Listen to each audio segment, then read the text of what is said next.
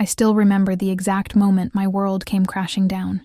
It was a Tuesday evening in March, and I was 18 years old, sitting at our kitchen table in suburban Ohio. The acceptance letter from MIT lay spread before us like evidence in a courtroom trial. My parents, Robert and Linda, sat across from me with expressions I'd never seen before, a mixture of pride and something else, something colder. My name is Alexandra Stone, though everyone calls me Alex. I'd just been accepted into one of the most prestigious engineering programs in the country, and instead of celebration, I was facing the most devastating conversation of my young life. "Alex, sweetheart," my mother began, her voice carrying that tone she used when she was about to deliver bad news. "We're incredibly proud of you for getting into MIT. It's an amazing accomplishment." I waited for the but that I knew was coming. "But," my father continued, "we've made a decision. We're not going to pay for your college education." The words hit me like a physical blow. I sat there, stunned, as they explained their reasoning. They believed I needed to learn the value of hard work, that everything handed to me would make me soft, entitled. They talked about character building and independence as if they were reading from a self-help manual. "We struggled to get where we are," my father said, gesturing around our modest but comfortable home. "My father didn't pay for my education, and look how well I turned out. I'm the regional manager at the manufacturing plant, and your mother has her accounting practice. We built this from nothing." I wanted to scream that they hadn't built it from nothing. My grandfather had given my father a loan to start his career, and my mother's family had connections that helped her get her first job. But I was 18, and they were my parents. And in that moment, I felt utterly powerless. "What about my college fund?" I asked, my voice barely above a whisper. "The one you've been talking about since I was little?" They exchanged a look that I would later recognize as guilt masquerading as determination. "We've decided to use that money to renovate the house and take the European vacation we've been planning," my mother said. "We've worked hard for 20 years. We deserve to enjoy ourselves." That night, I lay in my childhood bedroom, staring at the glow-in-the-dark stars I'd stuck to the ceiling when I was 12. I had two choices: give up on my dreams or find another way. The rejection hurt more than I could have imagined, but it also ignited something inside me, a burning determination to prove them wrong. I spent the next 3 months researching every possible option: scholarships, grants, work-study programs. I applied for everything, but MIT was expensive, and even with the partial academic scholarship I'd received, I was still short by thousands of dollars. That's when I made the decision that would change the trajectory of my entire life. I walked into the Army recruitment office on a sweltering June day, 2 weeks after my high school graduation. The recruiter, Sergeant Martinez, was a woman about 10 years older than me with sharp eyes and an even sharper uniform. "What brings you here, miss?" she asked. "I need to pay for college," I said simply, "and I want to serve my country." The second part wasn't entirely true at the time. I was angry, hurt, and primarily motivated by necessity. But as Sergeant Martinez explained the various programs available, something shifted inside me. The Army would pay for my education through the GI Bill, but more than that, it would give me structure, purpose, and skills I never would have learned in a traditional college setting. "Have you considered military intelligence?" Sergeant Martinez asked. "With your test scores and the fact that you're MIT material, you'd be perfect for it." 3 months later, I was at Fort Huachuca in Arizona, beginning my training as an intelligence analyst. The desert heat was brutal, the training was intense, and I was hundreds of miles away from everything I'd ever known. But for the first time since that devastating conversation in my parents' kitchen, I felt like I was exactly where I needed to be. My parents' reaction to my enlistment was predictable. They were horrified, embarrassed, and convinced I was throwing my life away out of spite. But as I stood in my dress uniform at my graduation ceremony, looking out at the handful of relatives who had come to support me, I realized I wasn't doing this to prove anything to them anymore. I was doing it for myself. Fort Gordon, Georgia, became my home for the next 4 years, and it was there that I discovered I had a natural talent for intelligence work. More specifically, I had an uncanny ability to spot patterns in data that others missed, to see connections where most people saw chaos. My commanding officer, Major Rachel Torres, was the first person to really see my potential. She was a career military woman who had worked her way up through the ranks, and she became something of a mentor to me. "Stone," she said one day, calling me into her office after I'd identified a critical security vulnerability in our systems. "You've got something special. Have you ever considered applying for a transfer to NSA or CIA?" I hadn't, but the idea intrigued me. The National Security Agency was the ultimate puzzle-solving organization, dealing with the most complex intelligence challenges our country faced. After some consideration, and Major Torres's recommendation, I applied for a specialized program that would fast-track me into civilian intelligence work. The transition from military to civilian intelligence was jarring. The CIA headquarters in Langley, Virginia, was a world away from the straightforward military structure I'd grown accustomed to. Here, everything was more subtle, more complex, and infinitely more political. I spent 2 years working as a junior analyst, primarily focused on cybersecurity threats. It was during this time that I began to see the massive gaps in how government agencies handled digital security. The systems were outdated, the protocols were inefficient, and the technology was years behind what was available in the private sector. During my off hours, I started developing my own solutions, small programs and algorithms that could streamline the work we were doing. What started as personal productivity tools quickly caught the attention of my supervisors. "Stone, this program you wrote for pattern recognition," my section chief said during one of our weekly briefings. "It's cutting our analysis time in half. Where did you learn to code like this?" The truth was, I'd been teaching myself programming since I was 15. Long before my parents' rejection had forced me to reconsider my path. I'd always been good with computers, but my time in military intelligence had given me a unique perspective on what security challenges actually looked like in the real world. "Just something I picked up along the way, sir," I replied, but I could see the wheels turning in his head. Within 6 months, I was reassigned to a special projects division, focused on developing new technological solutions for intelligence gathering. It was classified work, cutting-edge stuff, that pushed the boundaries of what was possible with current technology. But it was also frustrating. Every innovation we developed got bogged down in bureaucracy, budget constraints, and interdepartmental politics. I'd create a solution that could revolutionize how we approach cyber threats, only to watch it sit on someone's desk for months waiting for approval. That's when I started to understand something that would later become the foundation of my business philosophy. The government had money and problems, but it moved too slowly to effectively solve them. The private sector moved faster but often lacked the deep understanding of what the real security challenges looked like. I began to envision a different approach, a private company that could bridge that gap, providing cutting-edge security solutions with the speed and efficiency of a startup, but the deep expertise that came from actually working in the intelligence community. The idea was still just a dream, though. I was 24 years old, working a government job, and living in a small apartment in Virginia. I had savings, thanks to my military pay and the fact that I'd lived frugally for years, but nowhere near enough to start a company. It was during my 5th year with the agency that everything changed. I was working on a particularly complex case involving a series of cyber attacks on financial institutions. The attacks were sophisticated, coordinated, and unlike anything we'd seen before. While my colleagues were focused on tracking down the perpetrators, I became obsessed with understanding how the attacks were possible in the first place. I spent weeks analyzing the security systems of the targeted institutions, and what I found was shocking. These weren't random targets. They were specifically chosen because their security systems had particular vulnerabilities that the attackers knew how to exploit. But more importantly, these vulnerabilities were present in hundreds of other institutions across the country. I developed a comprehensive analysis of the threat landscape and a proposal for a new type of security framework that could prevent not just these specific attacks, but entire categories of similar threats. My supervisors were impressed, but the response was typical. It would take years to implement through official channels, if it ever happened at all. That's when I made the decision that would change everything. I submitted my resignation from the CIA and decided to start my own company. Leaving the CIA was terrifying. I was walking away from a stable career, excellent benefits, and the respect that came with working in intelligence.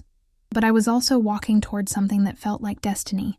I moved back to Ohio temporarily, not because I wanted to be near my parents, but because the cost of living was low and I needed to stretch my savings as far as possible. I rented a small apartment in Columbus and set up what would become the first office of what I was calling Secure Core Solutions. The name came to me during one of my many sleepless nights in those early days.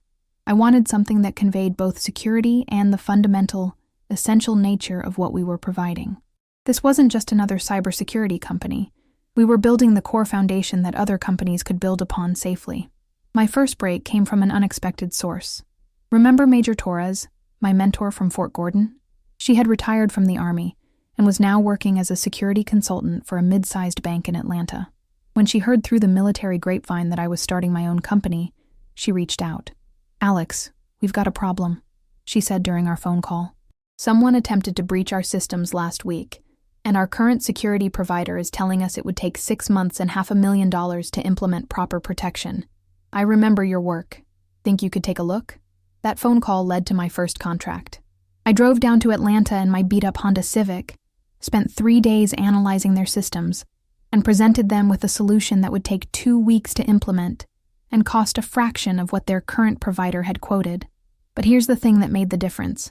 My solution wasn't just cheaper and faster, it was better.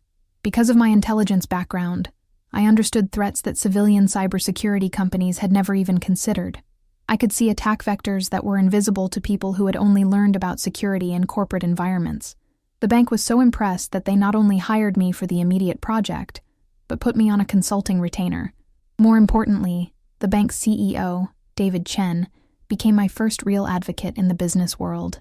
"Alex," he said after I'd successfully implemented the new security framework, "what you've built here is remarkable. Have you considered scaling this up?" I had, of course, but scaling required capital, and capital required convincing investors that a 26-year-old former intelligence analyst could build a company worth their money. David introduced me to his network, and suddenly I was sitting in coffee shops and conference rooms across the Midwest, explaining my vision to venture capitalists, angel investors, and successful entrepreneurs. Most of them were polite but skeptical. A few were interested but wanted to see more proof of concept. But then I met Linda Chang, a venture capitalist who specialized in security and defense technology. Linda was different from the others. She didn't just understand technology. She understood the intelligence world because she'd worked in it herself before transitioning to the private sector. "What you're proposing," she said after I'd finished my presentation, "is essentially a complete rethinking of how we approach cybersecurity. Instead of building walls around systems, you're trying to create systems that are inherently more secure." "Exactly," I replied. "Most security is reactive. You build defenses against known threats. What I'm proposing is proactive. We build systems that are resilient against threats we haven't even seen yet."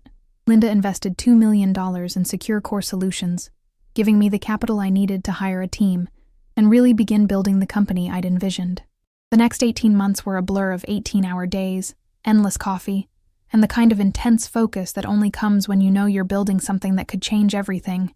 I hired carefully, mostly people like me who had experience in government intelligence or military technology, but were frustrated with the pace of innovation in those environments.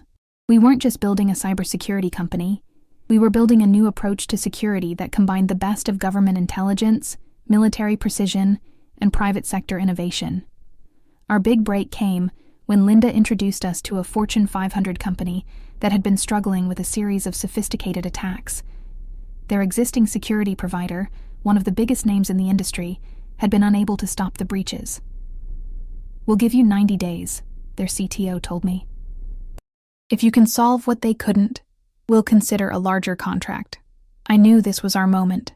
Everything we'd been building, everything I'd been working toward since that conversation in my parents' kitchen 8 years earlier, came down to the next 3 months. We didn't just solve their problem. We revolutionized their entire security infrastructure. The attacks stopped. Their systems became more efficient, and we saved them millions of dollars in potential losses. Word spread quickly in the corporate world. Within 6 months, we had contracts with 12 major companies. Within a year, we were processing security for some of the largest corporations in America. But the real validation came when the government agencies I'd left behind started reaching out to us as contractors. The same solutions that had been too innovative for them to develop internally were now available through SecureCore, and they could implement them quickly and efficiently. By the time I turned 30, SecureCore Solutions had grown from my one-bedroom apartment operation to a company with over 200 employees and offices in 6 cities. We'd been featured on the cover of Forbes, and I'd been named to several 30 under 30 lists. More importantly, we were making a real difference. Our security solutions were protecting millions of people's data and preventing billions of dollars in potential losses. I was attending a cybersecurity conference in Chicago when I got the call that would change everything again. "Ms. Stone, this is Jennifer Walsh from Walsh & Associates," the voice on the other end of the line said. "We're a corporate restructuring firm, and we've been hired to handle the acquisition of a manufacturing company in Ohio. The preliminary due diligence shows they need significant cybersecurity upgrades as part of the acquisition. Your company came highly recommended." It was a routine call. We got dozens like it every month. Companies were constantly merging, acquiring, or being acquired, and cybersecurity due diligence had become a standard part of these processes. "What's the name of the company?" I asked, already mentally reviewing which of my team members would be best suited for this type of project. "Hartwell Manufacturing," she replied. "It's a mid-sized operation, about 400 employees based in Dayton." The name meant nothing to me at first. We worked with so many companies that unless it was a major corporation, I didn't always recognize them immediately. It wasn't until I was reviewing the preliminary information packet that evening that I saw the name that made my blood run cold. Robert Stone, Regional Manager. My father. I sat in my hotel room, staring at the documents spread across the desk. Hartwell Manufacturing was the company my father had worked for his entire career, the place where he'd climbed from entry-level worker to regional manager over the course of 25 years. And now, Secure Core Solutions had been hired to evaluate their cybersecurity as part of a major acquisition. The irony was overwhelming. The daughter they'd refused to support through college was now running the company that would determine whether their acquisition went through smoothly. I could have recused myself from the project. I could have assigned it to someone else and avoided the entire situation. But something inside me, the same drive that had gotten me through basic training, through CIA selection, through those early days of building Secure Core, made me decide to handle it personally. 2 weeks later, I was walking through the front doors of Hartwell Manufacturing for the first time in my life. The building was exactly what I'd expected. A sprawling industrial complex with offices attached. The kind of place that had powered American manufacturing for decades, but was now struggling to adapt to a digital world. I was dressed in a professional suit, carrying a briefcase, and accompanied by 2 members of my team. To anyone watching, I was just another consultant brought in to handle technical aspects of a business deal. The conference room where we met was generic and corporate, with fluorescent lighting and a long table that had seen countless meetings over the years. The Hartwell team was already assembled when we arrived. The current CEO, the head of IT, the operations manager, and my father. He was older, of course, grayer, with lines around his eyes that hadn't been there 12 years earlier. But he still carried himself with the same confidence, the same sense of self-importance that I remembered from my childhood. He looked at me when I entered the room, and I could see him trying to place me. There was something familiar about my face, but he couldn't quite connect it to the 18-year-old girl who had left his house in anger over a decade earlier. "Good morning," I said, addressing the room professionally. "I'm Alexandra Stone, CEO of Secure Core Solutions. We're here to conduct the cybersecurity assessment for the acquisition." The name registered immediately. I watched as recognition dawned on my father's face, followed quickly by shock, confusion, and something that might have been pride but looked more like fear. "Alex," he said, his voice barely above a whisper. "Hello, Dad," I replied, my voice steady, despite the emotions churning inside me. "Shall we begin?" The next 4 hours were the most surreal of my life. I conducted a thorough, professional assessment of Hartwell Manufacturing's cybersecurity infrastructure, while my father sat 3 feet away, struggling to process the fact that his daughter, the one he'd refused to help, was now in a position to influence the future of his company. The assessment revealed what I'd expected. Hartwell's cybersecurity was a disaster. Their systems were outdated, their protocols were virtually non-existent, and they were vulnerable to essentially every type of cyber attack that existed. In the current market, no major corporation would acquire them without massive security upgrades. As the meeting concluded, I handed over our preliminary findings and explained that we'd have a full report within a week. "Ms. Stone," the CEO said, "based on what you've seen today, what's your initial assessment? Are we looking at a major problem here?" I glanced at my father, who was staring at me with an expression I'd never seen before. A mixture of respect, fear, and something that might have been regret. "Mr. Patterson," I replied, "your cybersecurity infrastructure needs a complete overhaul. The good news is that it's absolutely fixable, but it's going to require significant investment and commitment from your leadership team." After the meeting, as my team was packing up our materials, my father approached me. "Alex, could we talk? Privately?" I looked at him for a long moment. This man who had shaped my life through his rejection, who had inadvertently set me on the path that led to this moment. "5 minutes," I said. We stood in the empty conference room, two people who shared DNA and a last name but had become strangers over the course of 12 years. My father looked older than his 58 years, and I could see uncertainty in his eyes that had never been there during my childhood. "I can't believe it's really you," he said, shaking his head. "When I saw your name on the business card, I thought it had to be a coincidence. Alex Stone, CEO. I never imagined that your daughter could amount to something without your help," I interrupted, my voice colder than I'd intended. He flinched. "That's not what I meant, isn't it?" I set my briefcase down and looked at him directly. "You and Mom made it very clear that you didn't think I was worth investing in. You thought I needed to learn the value of hard work, remember? Alex, you have to understand." "I understand perfectly," I cut him off. "You understood that your European vacation was more important than your daughter's education. You understood that house renovations were a better investment than investing in me. What I'm trying to understand is how you thought that was going to work out for you." The silence stretched between us. Outside the conference room windows, I could see the factory floor where hundreds of people were working jobs that might not exist in 6 months if this acquisition fell through. "Your mother and I," he began, then stopped. "We made mistakes. We thought we were teaching you independence, but instead you taught me that I couldn't rely on anyone but myself," I finished. "And you know what? That turned out to be the most valuable lesson you ever gave me, even though you didn't mean to." I picked up my briefcase and headed toward the door, then paused. "Dad, Hartwell Manufacturing is going to need about $2 million in cybersecurity upgrades to make this acquisition happen. The acquiring company has made it clear that they won't proceed without proper security infrastructure. My team can handle the implementation, but it's going to require approval from senior management." $2 million? He repeated, his face going pale. "Alex, the margins in manufacturing are tight. I don't know if the company can handle that kind of expenditure." "Then I guess you're going to have to hope that the new owners see the value in keeping the current management team," I said. "Because if this acquisition falls through, Hartwell is going to have much bigger problems than cybersecurity." I left him standing there and walked out to the parking lot where my team was waiting. During the drive back to Columbus, I felt a strange mixture of satisfaction and sadness.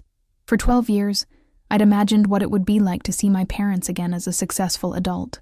I'd pictured scenarios where I could show them how wrong they'd been, where I could prove that their lack of faith in me had been their mistake, not mine. But now that it was happening, it didn't feel like the victory I'd imagined. It just felt complicated. Over the next week, I threw myself into preparing the comprehensive cybersecurity assessment for Hartwell Manufacturing. My team did excellent work as always, but I found myself reviewing every detail personally. This wasn't just another client. This was the company that employed my father, and by extension, the company that would determine his future. The report we delivered was thorough, professional, and honest. Hartwell's cybersecurity was inadequate for a modern manufacturing company, especially one that would be integrated into a larger corporate structure. The risks were significant, and the potential for a catastrophic breach was high. But we also provided a comprehensive solution. For $2.3 million, we could implement a complete security overhaul that would not only protect Hartwell, but serve as a model for other companies in their industry. The work would take 6 months, but it could be done in phases to minimize disruption to operations. 3 days after we submitted our report, I got a call from Jennifer Walsh, the corporate restructuring specialist who had first contacted me. "Alex, I wanted to give you a heads up," she said. "The acquiring company has reviewed your assessment, and they're concerned about the cybersecurity costs. They're considering walking away from the deal." "What are their specific concerns?" I asked, though I suspected I already knew. "They feel like the cybersecurity investment is too large relative to the size of the acquisition. They're questioning whether Hartwell is worth the additional expenditure." That evening, I found myself driving through the neighborhoods of my childhood, past the house where I'd grown up, past the high school where I'd first started dreaming about MIT. I ended up parked outside Hartwell Manufacturing, looking at the building where my father had spent most of his adult life. I thought about the 400 people who worked there, people who had families and mortgages and dreams of their own. I thought about my father, who, despite his mistakes, had worked hard his entire life and was now facing the possibility of losing everything because the world had changed around him. And I thought about the company I'd built, the success I'd achieved, and what it all meant if I couldn't use it to make things better, not just for myself, but for the people whose lives intersected with mine. I pulled out my phone and called Jennifer Walsh. "Jennifer, it's Alex Stone. I have a proposal for the Hartwell situation." The boardroom at Secure Core Solutions had hosted hundreds of important meetings over the years, but none quite like this one.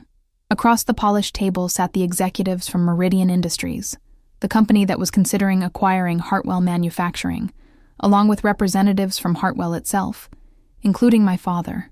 I'd spent the past week putting together what my CFO called the most unconventional business proposal she'd ever seen. But sometimes unconventional was exactly what the situation required.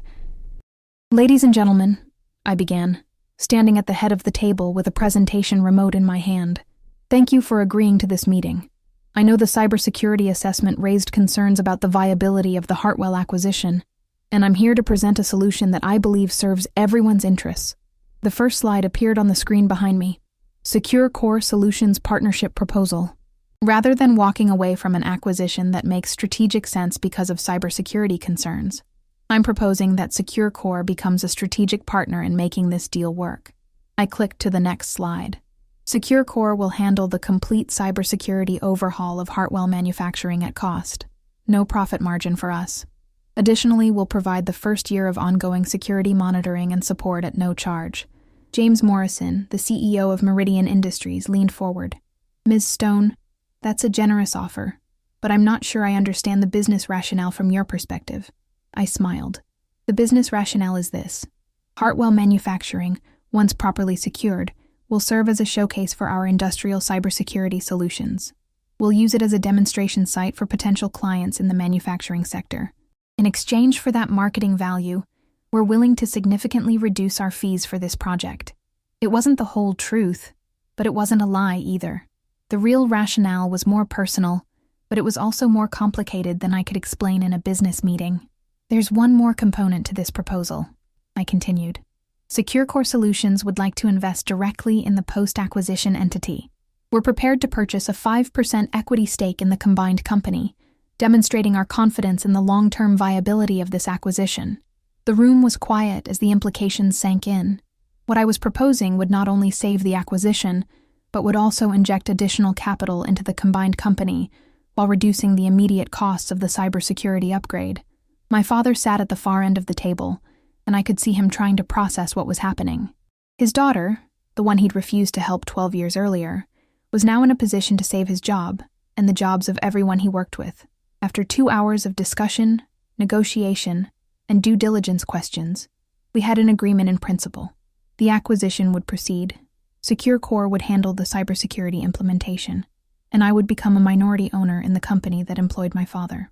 As the meeting broke up and people filed out of the conference room, my father lingered behind. "Alex," he said when we were alone, "I need to ask you something, and I want an honest answer." I waited. "Are you doing this because of me? Because you feel some obligation to help your old man?" I considered the question carefully. "I'm doing this because it's the right thing to do," I said finally. 400 people work at Hartwell. They have families, mortgages, kids who need to go to college. This isn't about you, Dad. It's about them. He nodded slowly. "But it is about me too, isn't it? At least a little." "Maybe," I admitted, "but not in the way you think." Over the following months, I found myself spending more time in Dayton than I'd planned. The cybersecurity implementation was complex, requiring careful coordination with Hartwell's existing operations. But more than that, I was fascinated by the challenge of bringing a traditional manufacturing company into the digital age. My father and I developed a working relationship that was professional, but carried undertones of our personal history. He was careful around me, respectful in a way that felt both appropriate and sad. I could see him trying to rebuild a relationship with the daughter he'd lost. but also recognizing that the person I'd become was largely shaped by his absence. One evening, as I was finishing up some work in the temporary office I'd set up at Hartwell, he knocked on the door. "Alex, do you have a minute?" I gestured to the chair across from my desk. "What's on your mind?" "I've been thinking about something you said during that first meeting, about the lesson you learned, about not being able to rely on anyone but myself." "Yes." He was quiet for a moment. "I want you to know that we, your mother and I, we've regretted that decision every day for the past 12 years. I looked up from my laptop. "Have you?" "We were so focused on what we thought was best for you that we never stopped to consider what you actually needed from us." He paused. "We were scared, Alex. Scared that if we made things too easy for you, you wouldn't develop the strength to handle life's challenges. So you created the challenges instead." "We did. And watching what you've accomplished, seeing the company you've built, the person you've become, we were wrong. Not about you being strong enough to handle anything. We were right about that. But we were wrong to think that our support would have made you weaker." It was the closest thing to an apology I'd ever heard from him, and I could see how much it cost him to admit it. "Dad," I said, "I can't pretend that what you and Mom did didn't hurt me. It shaped me in ways that I'm still figuring out, but I also can't pretend that it didn't make me who I am today. Do you think you would have built SecureCore if we had paid for college?" It was a question I'd asked myself many times over the years. "I don't know," I said honestly. "Maybe I would have become an engineer at some big company, worked my way up through corporate hierarchies, retired with a good pension. Maybe I would have been perfectly happy with that life. But I also wouldn't have learned what I was really capable of. I wouldn't have discovered that I could build something from nothing, that I could take an idea and turn it into a company that employs hundreds of people and protects millions." 6 months later, the cybersecurity implementation at Hartwell was complete, and the acquisition had been finalized successfully. Meridian Industries had integrated Hartwell into their operations, while maintaining the facility and most of the jobs. My father had been promoted to VP of Operations for the regional division. But more importantly, Hartwell had become exactly what I'd promised, a showcase for industrial cybersecurity. We documented the entire implementation process, created case studies, and used the project to win contracts with dozens of other manufacturing companies. The 5% equity stake I'd purchased had already appreciated significantly as the combined company exceeded performance projections. Standing in the Hartwell parking lot on the day we officially completed the project, I felt a sense of closure that I hadn't expected. This wasn't just about proving my parents wrong or showing them what I could accomplish without their help. It was about understanding that success isn't just about personal achievement. It's about using your capabilities to create value for others. My phone buzzed with a text from my mother. "We saw the article about SecureCore in the Wall Street Journal. We're proud of you, Alex. We've always been proud of you, even when we didn't know how to show it." I looked at the message for a long time before responding. "I know, Mom. I'm proud of me too." As I drove back to Columbus that evening, I reflected on the journey that had brought me here. 12 years earlier, I'd been an 18-year-old girl whose parents' rejection had felt like the end of the world. Today, I was the CEO of a company worth hundreds of millions of dollars, with the power to influence the futures of thousands of people. The rejection that had seemed so devastating at the time had actually been the catalyst for everything I'd achieved since. My parents had refused to pay for my college, thinking they were teaching me independence. Instead, they'd taught me something far more valuable, that my success was my responsibility, that my dreams were worth fighting for, and that sometimes the biggest favor someone can do for you is to force you to bet on yourself. I was no longer the angry teenager who had enlisted in the army to prove a point. I was a successful businesswoman who had learned that true victory isn't about proving others wrong. It's about building something meaningful and using your success to create opportunities for others. The irony wasn't lost on me that I was now, technically, my father's boss. As a 5% owner of his company, I had a say in its direction and leadership. But more than that, SecureCore's ongoing partnership with the company meant that my decisions would continue to impact his career for years to come. It wasn't the revenge I'd fantasized about as an angry 18-year-old. It was something better. It was the realization that success isn't about settling scores. It's about moving forward and creating value in the world. And sometimes, if you're very lucky. It's about finding a way to transform old wounds into new opportunities, not just for yourself, but for everyone whose life intersects with yours. The girl who had been rejected by her parents was gone. In her place was a woman who had learned that the best revenge isn't proving others wrong, it's proving yourself right.